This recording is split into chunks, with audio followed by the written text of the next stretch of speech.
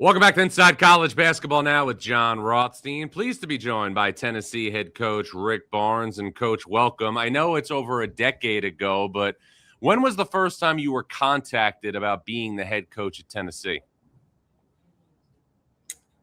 1989. Oh, so it was before you took the job the first time. There was another inquiry. Yeah, and then one other time, but you know what? I'd gotten a call from Dickie Simpkins, one of my former players at Providence, who had Admiral Schofield on his AAU team, and before anything, I think it really become public about what was going to go on at Tennessee. He had talked to someone and heard about it, and he said to me, he said, "Coach, if that happens," he said, "I think it's time you leave Texas." And Mm-hmm. he said, I think it is." And then my college roommate John Lentz knew John Gilbert, who was an associate AD here. He had called me and said, "If that happens, would you be interested in all this?" But when my first ever job I interviewed for, John, was I think it would be 85 or 86. The year I got the George Mason job, I went down. I was at Ohio State, and I went and interviewed for the job at East Carolina. Mm-hmm. And the associate athletic director there at the time was Dave Hart, who later on that year became the AD. Well, he was the AD here at Tennessee at the time when he hired me to come here. And Dave and I developed a relationship from my time in the ACC, and from that, and I had great respect for Dave. And when the situation at Texas was going on, I had started talking to Tennessee indirectly in some ways, probably a week or so before. And because I was told that I would be able to stay at Texas, and then they came back and said, "Well, you fire your coaches," and so I knew at that point in time is inevitable. So the funny thing about it, the last question someone asked me at my final prep that was, do you think you'll coach anytime soon?" Mm-hmm. And I knew I was going to walk out the door and get on a plane to Tennessee. Yeah. And but we had just indirectly spoke really, and obviously had great respect for Dave Hart. And I grew up 3 hours from here. My wife graduated from here, and but it some kind of talk had obviously had gone in before that last press conference at Texas. So at Texas, you had all those teams that were always in the national mix, and then you go to Tennessee. What was it like going from a program that was a perennial contender each and every year to then rebuilding Tennessee? Well, the one thing that Dave said to me, he said, "Rick, he said, we want a program." He said, "We don't want a winning team every couple of years. We'd like to really have a program." And he told me, he was very brutally honest in terms of telling me where he saw the program, where it was, and what we had to do first day on the job. And, we obviously set in place what we wanted to get done.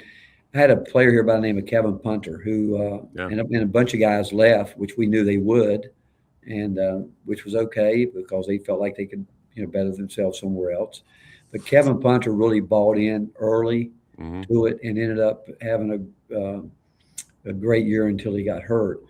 But that first year, the guys that stuck with us, we fought and scratched, did everything, and the league wasn't very good, John, Right. back then. It wasn't very good, and there was not much good you could say about anything in the league in terms of officiating, facilities throughout the whole league. And uh, so we just set out, and Rob Lanier was with me, Chris Ogden, and we set out and put our target on a couple guys, Desmond Oliver, and the guys that we went after.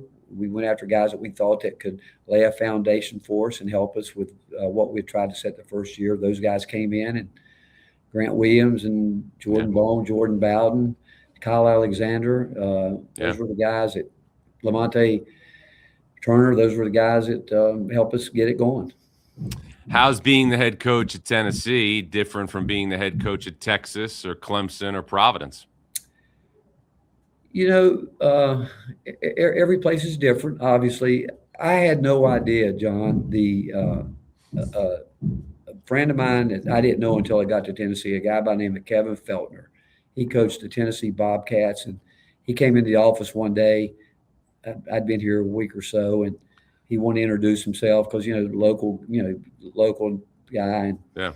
he said, Coach, I just want to introduce myself and tell you that you have no idea what you've gotten into with the Tennessee fan base. He said, I'm telling you, it's the most underrated fan base in all of the country. He said, Tennessee basketball is really, really big. And I knew it was good. I had no idea. And I will tell you, this fan base here, basketball-wise, is unlike anything I've ever been a part of. And I'm telling you, it helped us tremendously because we every game here is pretty much sold out. 21, 6, 7, 8, and I didn't know that coming in. I didn't. Rob, we were playing our first year and we weren't very good. We were struggling, and we're sitting on the bench. We're playing on New Year's Eve, 5:00, and we're playing, I think, Tennessee State. And Rob Lanier taps my knee and he said, Coach, look at this crowd. And I'm pretty much oblivious to all that. That day we had 16,000 people. Amazing. In the stands. And then this year we're playing Gardner Webb on the 21st. We have 18,000. We come back and we're playing South Carolina State on the same day we're playing football, and we had 16,000. And that's I'd never been a part of anything like that in terms of a fan base. And you've given this fan base so much during your tenure, especially the last 2 years, back-to-back appearances in the Elite Eight. Coach, in doing this now 20 years, coaches have always told me that the toughest game to lose is in the Elite Eight. I'm curious, though, in your case, since you've already been to the Final Four, is it harder to endure the losses in the Elite Eight because you've already experienced what it's like in going to a Final Four? John, I think it's hard in all of them. I tell everybody that tournament it's a gut-wrenching experience when you lose because you realize that group's never going to be together again. Yeah. And, I've been in a lot of games in the NCAA tournament where we weren't even supposed to get to the tournament back in my earlier career, and we got there, and right. Even those games are tough. But I can understand someone saying that because once you've been there, and I can only imagine what it would be like to be the last team standing where you're the only one that hadn't had a gut-wrenching loss. Right. But I tell you, it's tough. I mean, and I can see that, but also, especially when you're good enough, and I think that we all think we're good enough to get there, even because we've seen so many Cinderella stories, and you'd like to think if you can really handle the moment that you got a chance to get there, but they're all tough losses. The perspective, obviously, of a coach changes as he gets further and further along in his career. For you, does the quest now to get to a Final Four really focus on you getting back to a second Final Four, or more so your dream of taking Tennessee to a Final Four for the first time ever? Well, it's not about me. I mean, I would have loved to have taken Providence, Clemson, George Mason, Texas. I'd love to take them all because, they're, every school you're at, that's where you are. That's where you planted your heart and soul. You're there. I would love to do it for everybody. I think it'd be something that that's what we strive for when we start. I mean, as soon as this season's over with, the day that we have that last loss, your mindset immediately goes to, okay, here we go again. We got to get back. We got to get more. We want more. So you want it for everybody, but I tell you, mostly you want it for your players because they're the ones that are doing it. I mean, they're there, they go through it, especially when you got a group of guys that that really care. They've done everything they can, and I know how difficult it is. I do. I really do. And but as long as we're doing it, we're going to start out every year with that being the agenda. We want a chance to play on Monday night. Well, and your team recently is playing like a team that's obviously trending in that direction. How has Tennessee won 6 of its last 7? I like to say we're getting smarter. I'd like to say that, but then I go back to our last game. We made some boo-boos that you're like, how do we do that? And as you know the college game as well as anybody. The further you go, it becomes a possession game, and you can't waste them. You can't waste them, and you can't have possessions when you're taking off-balance shots, hope shots. You can't. throwing the ball away, those type things, defensive laps. But we've improved in those areas. We had a hard time early in the year taking care of the ball or valuing the ball, decision making. I do think that. I think Bishop Boswell's really starting to come into his own. Amari Evans has had some good runs. Troy, we've had guys. Ethan Bird came back the other night for us, and certainly Nate Ament has. We've watched him just keep growing up. Like a stag. Like a baby horse, and starting to. I want to get him to be like one of those Clydesdales, where he can just keep on going. And he's had a great year, but. Jacoby Gillespie had to come in and learn a whole new system, learn to play the point, and which he's never totally done all the time. So there's been a lot of growth, I guess, would be the answer to that question, just by everyone that's involved. You touched on Nate Ament, who over these last 7 games has taken his game to a completely different level. What has allowed him now to produce when it matters most in the schedule? Going through the fire, early in the year. We knew he would struggle with some physicality. Not that he complains about it, but just we know from experience that, and the game. I mean, he's slight and he's going to get beat up. I mean, people guard him the way I would guard him. Going after him and trying to be physical. But he's gone through the fire. He's learning how to get to his spots on the court better offensively. He's really trying to work hard defensively to improve on that area. He came into college knowing he was going to learn a whole new game, and really going to have to chase guards off screens, stagger screens, and navigate all that. He had never really done that, John, and he's been great. Even on the days when people thought he wasn't good, we saw it. We saw it, the growth coming, but we saw how hard he worked, and he's always impacted every game he's been in. But your team also shifted in the last couple of weeks because you made an adjustment in your lineup with JP Estrella now getting a higher usage and more minutes. How did that move and playing bigger and more physical really change the entire ceiling for your club? Well, the team we're starting, John's the team we thought we would start at the beginning of the year, but JP was dealing with the injuries, coming back from a tough injury, and we were sort of kind of just waiting on him. Where he could get on the court and get his conditioning right, and that's what it was. And I hope he's starting to see that everything that we always thought he could be, and he's got so much more left in that tank. I mean, we're hoping he's seeing it now, because we've always had high hopes for him and thought he could do what he's doing right now, and we think he can even do much, much more. But I would think the answer to the question is, for some reason, once he got himself healthy, learned how to play through some injuries in his own mind, it started clicking for him. In the offseason, you signed a lifetime contract with Tennessee for obviously, really all the right reasons, because you've done such a great job at this school, back-to-back Elite Eights. But when somebody signs a lifetime contract, they are cemented with that university beyond their coaching career. How many more seasons does Rick Barnes have, down the road in his career? It'd be nice if he'd give me a lifetime contract 11 years ago. But when you're at my age, what does that mean, really? But I really appreciate Danny White. I appreciate this university. I appreciate Dave Hart bringing me here. John, we've got a special thing going here at Tennessee. We're like an everything school now. We got great leadership with Randy Boyd and Donnie Plowman, and certainly they were the ones that had to sign off on that contract with Danny. But Danny, I don't think there's a better hard-working athletic director in the country. He gets it. He was once a college coach, basketball coach, and so he knows what coaches go through. And I would say this, I love coaching basketball. I love practice. If I ever get to a point where I don't enjoy practice, I think it would be time. But I love practice. I really do. The games, obviously, I love them.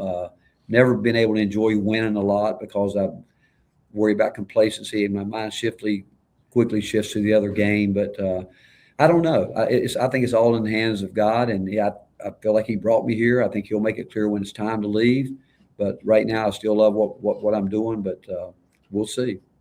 And this is what you've done your entire professional life. And I've talked about this with a number of people, Kelvin Sampson, Tom Izzo. Everybody wants to ask questions about when somebody is going to retire when they get to a certain age, but nobody really ever wants to ask the question, well, what are you going to do when you retire if you've been doing this for 50 years? So what would you do if you retired? Well, honestly, my focus is, my son lives here in Knoxville, and he's done a lot with campus ministry, Mm-hmm. and I like to some way be a part of what he does. I love what his passion for the Lord, and I love what he's trying to get done here on campus with a new campus union and Christian union for kids that can come and be a part of that. But grandkids, I got great grandkids. There's nothing better than being a grandfather. Coach sounds good, but Papa sounds a lot better. And it's going to be fun watching, spending time there. But I try to do that now as much as I can. But I like to think some way that when my time is up here, God's going to use me some way to help build his kingdom. You said something earlier in this chat about when you got to Tennessee that the league wasn't very good. That has dramatically changed. The SEC had 14 teams in the NCAA tournament last season and is now on a path to get double-digit teams in the NCAA tournament this season. What has it been like for you, who's such a seasoned coach, to see the league evolve as it has?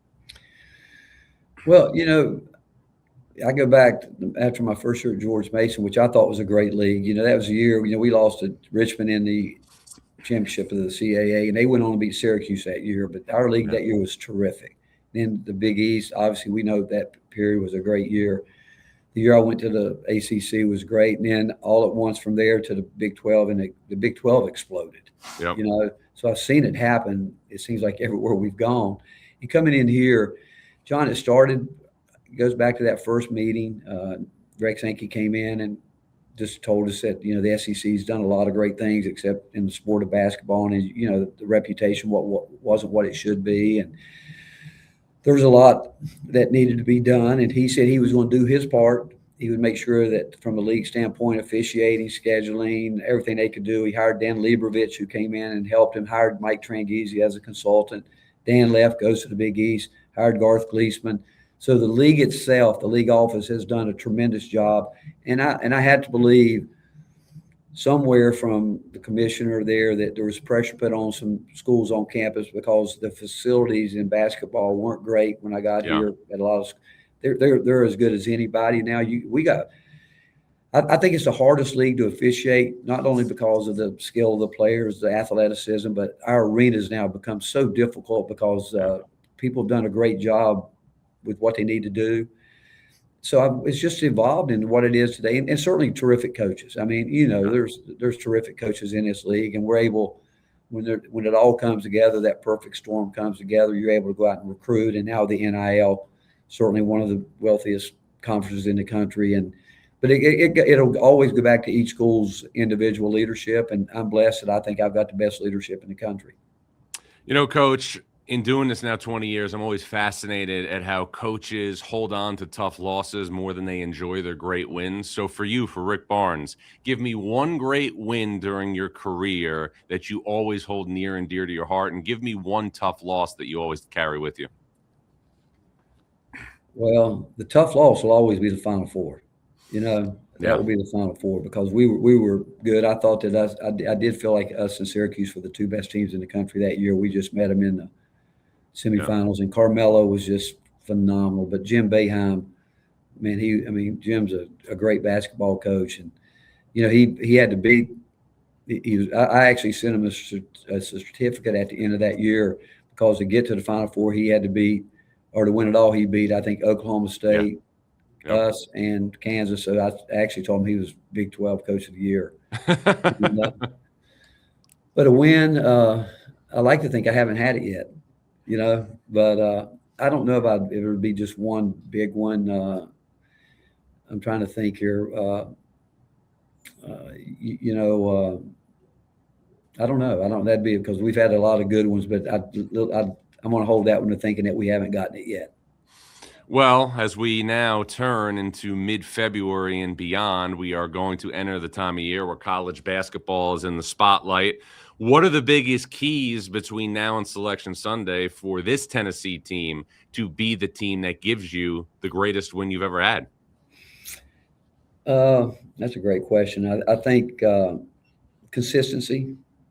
Can we get it every day, not just on game day? Can we get it with our prep? Can we get it with everyone involved in our program? I think the biggest key. I've always felt that the head coach's job is to be the most consistent guy in the program, but I think it's everybody.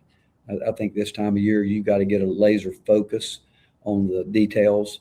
I don't think there's any scheme that's going to win you games. I think it's going to get back to doing who you are, being who you are, but doing it at a high level, focus, concentration, preparation.